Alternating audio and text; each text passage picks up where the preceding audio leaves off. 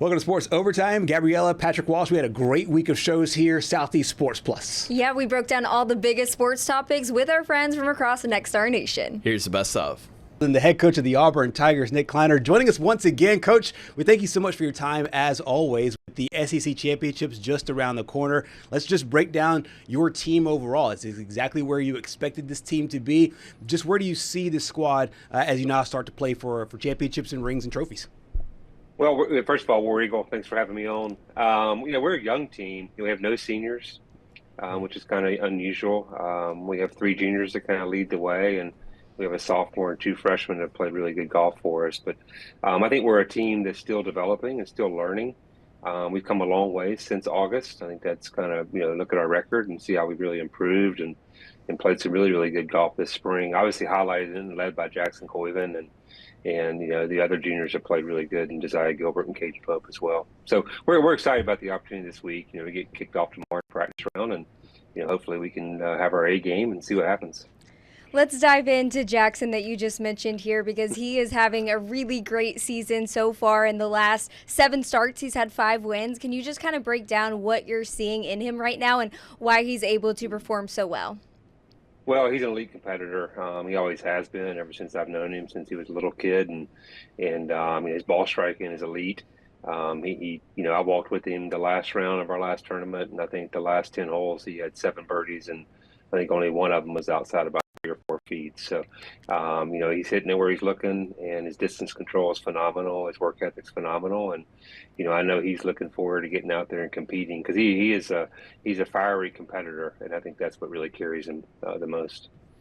Coach, I was watching I think the last time we had you on, you were talking about how you were going to have the good guys out over there at the Southern Highlands, and I did end up watching that video. It was a great video, by the way. Great insight into some of the preparation that goes into the tournament. But obviously Jackson ended up falling just short of winning the tournament there. Mm-hmm. Do you think he gets better when he's faced with adversity here down the stretch, kind of after that tournament? How have you seen him rebound? He's got this unique ability to really put it in 5th gear when he wants to. Yeah. It's kind of unusual. Like he can make birdies in bunches. He's really motivated. Like he gets kind of a pissy mood if he doesn't play well, to be honest.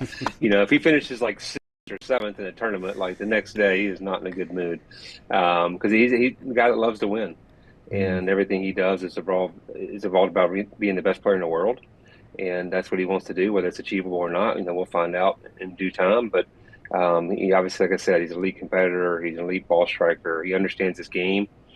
He's very comfortable in the moments too. Like he's comfortable with a lot of people watching him.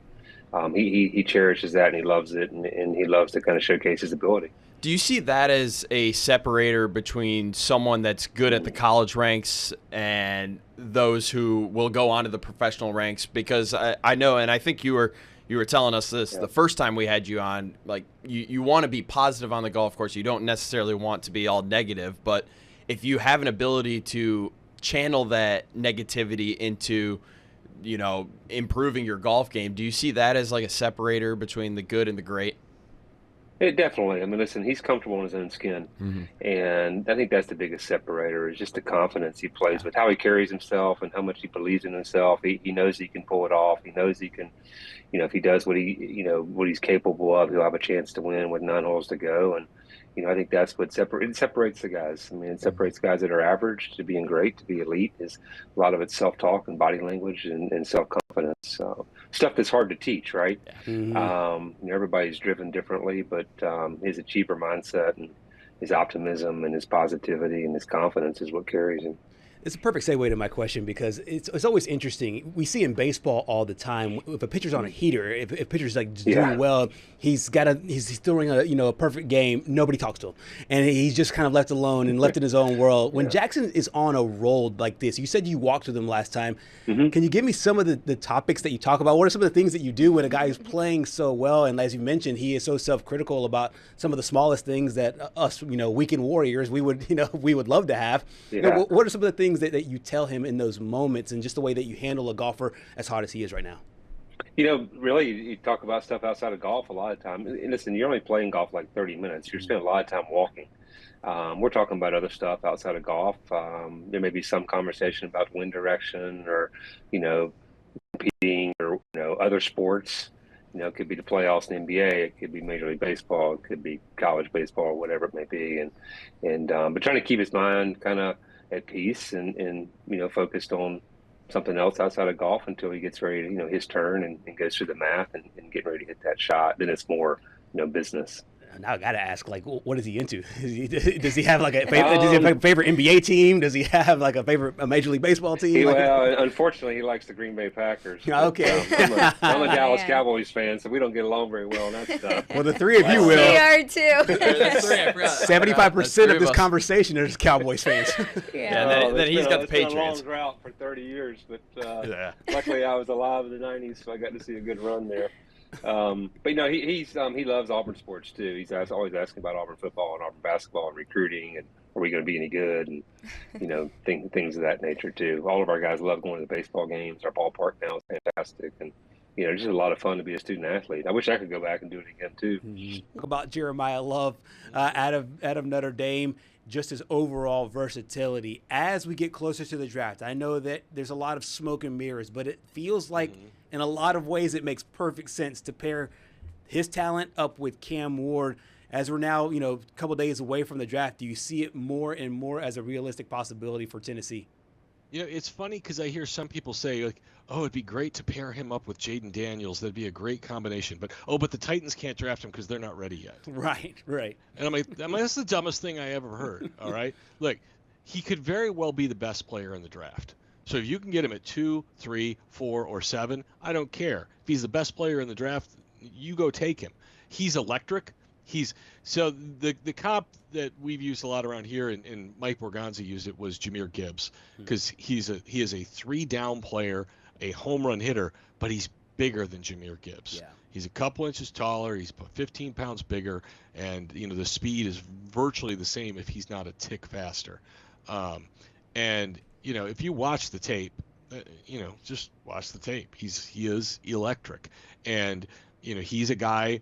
You know, the Titans have had this guy in the past, Chris Johnson, Derrick Henry, guys who can turn 20 to 80. In those years, they have not had great receivers, but they've had running backs who can put points on the board. They don't have great receivers right now, you know. And so if there was an awesome home run receiver at number 4, they would take him, but there's not. There's this guy, all right? And so he is, to me, the best offensive weapon in this draft, and if you could pair him with Cam Ward to take some of the pressure off Cam Ward, I think it's a no-brainer. Now the big thing is the last couple of days is there's a lot of talk about the Cardinals taking him at 3, and so your question is that smoke, you know, as you're leading into the draft, or is that reality? I personally believe the Cardinals desperately want to trade out of that spot.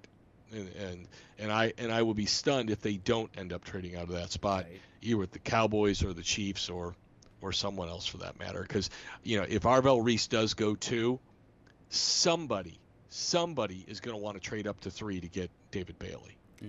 Well, Corey, speaking of the Titans' need for improvement at the receiver position, given that they do go for Love in the first round, do you feel like their next pick is going to be going after a wide receiver? And if so, is there anyone you possibly see them going for? It could be, and I think it depends on how the draft board shakes out, because I think they could also go receiver in round 3 and be really, really happy. And I don't see a huge difference.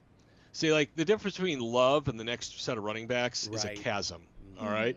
And I don't view that with the wide receivers. And I don't like Carnell Tate as much as everybody else does. I like Mekhi Lemon.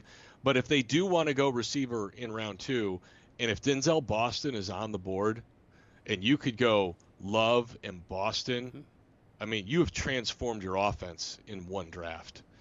You keep talking about Jermod McCoy. I got one more on Colton Hood before we do flip over to McCoy. I know you talked a little bit about how he's kind of hovering around that like late first round, potentially falls back into a day 2 draft pick. What are some of those weaknesses that for some reason NFL teams may be a little bit hesitant about picking him up in the first round? I mean, I think he's got the size and the speed. When you compare him to maybe the two other guys that are probably above him, he's not quite as big and he's not quite as fast. Yeah. And sometimes that's purely what it comes down to is, okay, Jermon McCoy running a 4.37 and Colton Hood running a 4.41. So, it just sometimes it comes down to the measurables. I think he's somebody that a lot of teams, just from, the way that we've crossed paths with him, the interviews that we've done with Colton this season, I think a lot of teams will fall in love with him. And I think I'd be surprised to see him fall out of the first round. But a lot of that comes down to, the measurables. Jermon McCoy, from his tape 2 seasons ago, he's got the best tape in the entire draft just from that season that he had 2 seasons ago. Didn't play a single down this year, and he still got the best tape in all of college football at the cornerback position. So it's tough. Like, I wouldn't be surprised if Colton Hood is, if he had not been, Jermon McCoy, if he had not been injured, would be looked at as near a top 5 pick. So I think Jermon McCoy is an elite level talent that if he had not gotten injured could be even higher.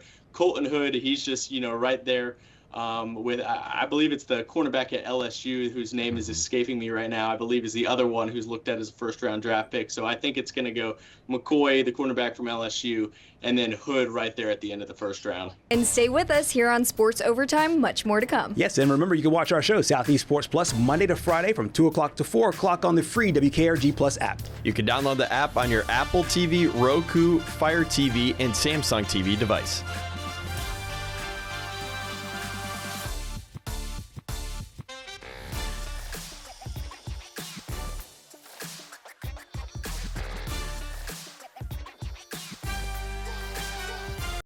Auburn is a program that you covered intensely, Gabriella, over the last year. As you were leaving to join us here at WKRG is when we got the transition over from Alex Golesh to now Byron Brown, who's now the quarterback 1. Yeah.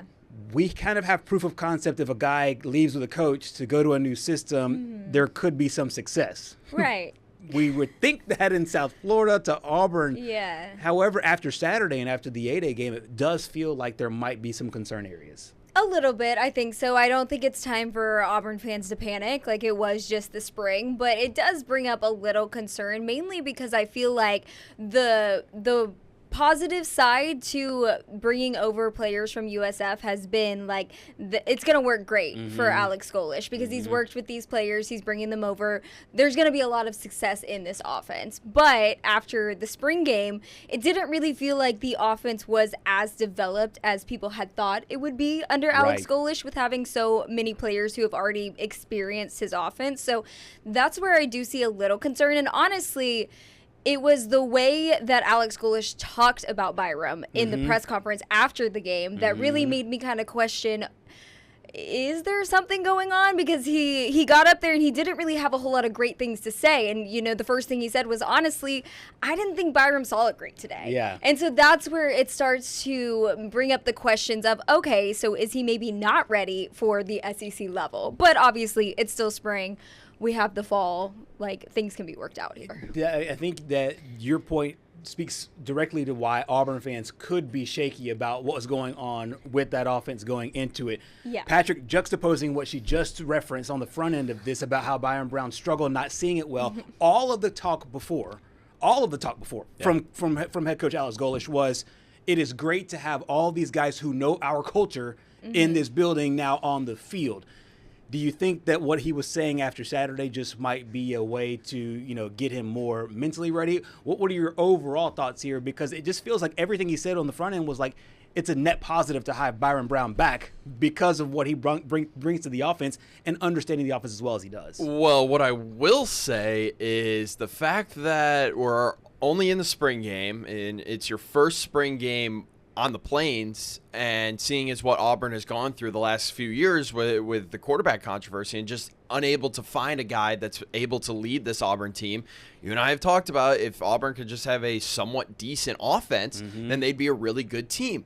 I think the fact that he's already kind of making excuses for his quarterback is a little bit concerning, and I don't think Auburn fans want to hear that because they've heard the same stuff about the quarterbacks in years past.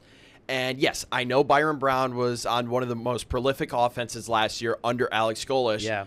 But the worst possible thing that you could do as a player is go into either a game or practice, or in this instance, a spring game, thinking that you already have the job locked up, because there's always going to be someone coming after you. Mm-hmm. And this is the one thing that I have to bring up Nick Saban here, just because this is just one of those Sabanisms, so to speak. Once you get to the top, you can't just start thinking, all right, I'm at the top, I can take the pedal off the metal now. I think that Byron Brown kind of thought that, okay, I'm coming to Auburn.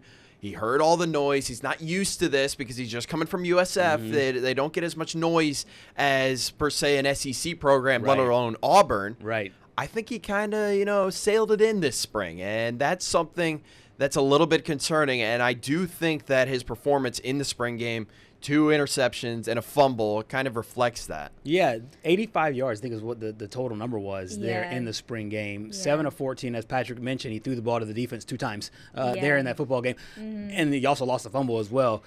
There is a part of me that does think that this could be a net positive. Like, hey, the SEC is you're not going to just walk in here, and just because you beat Florida last year, you're not going to walk in here and automatically assume that you're going to take the reins. And I think that this could be maybe a net positive. I agree, and I almost wonder if the noise got to him in a way, because I feel like the one, if anyone were to talk bad about him, it was always, well, he wasn't going up against an SEC defense. Like, yes, his numbers were great, but he hasn't been up against the pressure of an SEC defense. He hasn't been in an SEC stadium with everyone screaming at him. Like, it's just a different environment, a different culture. So I almost wonder if that got to him in a way, and he brought a different sense of pressure onto himself going into this spring game, knowing it was the first time he was performing in front of all these people who weren't totally sold on him because of where he played last. So when we were sitting here last Monday talking, we were talking about the Texas A&M matchup. Of course, they played a lot of their rivals beforehand. But because of the way the Texas matchup went with Texas A&M, you had Dylan Volantis on the mound there for the Longhorns. What did you make of being able to take 2 of 3, and especially with that pitching? Yeah, it's weird, as you guys know, with baseball series, because you win 2 out of 3, and any coach will take it any time. Mm-hmm. You lose game 3, and you end the series, and you're not so happy, and that's what happened. Yeah, Volantis was outstanding on Friday. They jumped on Alabama, and then the bats went quiet after that. But they got a leadoff double, and then Carson Tenney hit a 2-run homer, and there's 2 runs home before there's an out recorded. They add another run. They go on to win it 10-2. And then they have to come back to win it 3-1 on Saturday and lose 2-1 on Sunday. And so suddenly the focus shifts from maybe a struggling bullpen. Ruger Riojas had gotten hit on a couple of outings. He was great. And now you talk about the offense and the fact that they struggle for 2 straight games. And stay with us here on Sports Overtime. Much more to come. Yes, and remember, you can watch our show, Southeast Sports Plus, Monday to Friday from 2 o'clock to 4 o'clock on the free WKRG Plus app. You can download the app on your Apple TV, Roku, Fire TV, and Samsung TV device.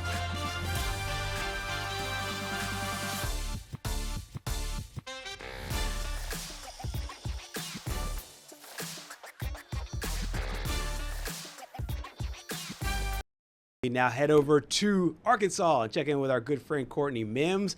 Courtney, we've been talking about all kinds of topics with you today. We want to narrow in now on the NFL draft. We'll talk some baseball a little bit later on. But, big picture, I know that you are a fan of football overall. How do you watch the draft? Do you watch it through the eyes of the guys you've been covering year in and year out for the last 3 years through Arkansas? Do you watch it through your favorite team? Do you watch it holistically over the league and finding out what leagues need and what teams need? How do you approach this week knowing how heavily invested you are to this sport? That is a really good question. Now I'm having to think about how do I approach it, because I feel like obviously there are teams that I love. My family has my family has their NFL team that I grew up watching in the Dallas Cowboys. We're big Dallas Cowboys fans. Let's go. And so I'm surrounded by them. Yes. They're everywhere. And I didn't know that about you. Now I like you even more. Yeah. Hey, let's go. 75% of this conversation are Dallas Cowboys fans. Let's go. I love that. I had no idea we were all Cowboys fans. Yeah. Like, that's awesome. Yeah, he's the loud one. Yeah. Yeah, he's the weird one. Wait, Gerhard, who's your team? And his New coach England is Patriots, baby. surrounded Yeah, in I controversy know. right now. Whoa. My coach is going to miss day 3 of the draft. Oh no! How That's could so he? random. Why day Like- 3?